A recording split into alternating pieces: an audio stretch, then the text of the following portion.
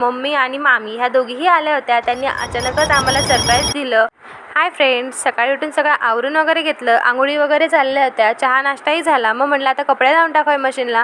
मग सगळे कपडे मशीनमध्ये टाकून दिले आणि मशीन लावून दिली. तोपर्यंत काय घरातलं झाडून वगैरे घेतलं, फरशी पुसून घेतली आणि लगेचच मशीनही झाली होती म्हणून कपडेही वाळत घालून टाकले. प्रिशाला आंघोळ घालून घेतली आणि तिला लगेच झोपी घातलेलं होतं. मग मला काय सिमला मिरचीची भाजी करायची होती. मग स्वच्छ सिमला मिरची धुवून घेतली, लसूण सोलून घेतला, त्याच्यानंतर कांदा, टमॅटो, सिमला मिरची, लसूण सगळं चिरून वगैरे घेतलं आणि तेलामध्ये कांदा, टमॅटो, लसूण सगळं परतून घेतलं. परतून झाल्यानंतर त्याच्यामध्ये हळद, लाल तिखट, परत धने पावडर थोडीशी, मीठ असं सगळं टाकून ते सगळं हलवून वगैरे घेतलं आणि सिमला मिरची त्याच्यामध्ये टाकून तीही व्यवस्थित परतून घेतली. मग काय माझी भाजी झाली होती. म्हटलं आता कणिक मळून घ्यायचं होतं.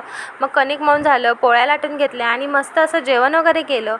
तोपर्यंत सगळे भांडेही घासून घेतले. जेवणानंतरचे भांडे घासून झाले आणि झालं असं की आज मम्मी आणि मामी ह्या दोघीही आल्या होत्या. त्यांनी अचानकच आम्हाला सरप्राईज दिलं.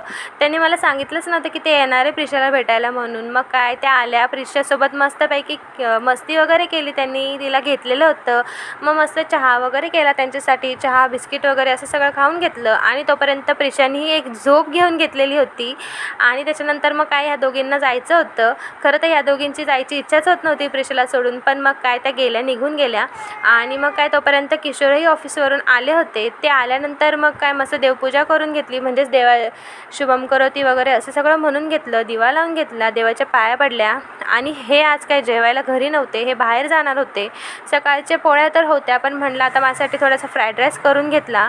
आणि मग काय रात्री माठामध्ये पाणी वगैरे ओतलं, जेवण वगैरे करून घेतलं. तर असा होता माझा आजचा दिवस. Bye bye.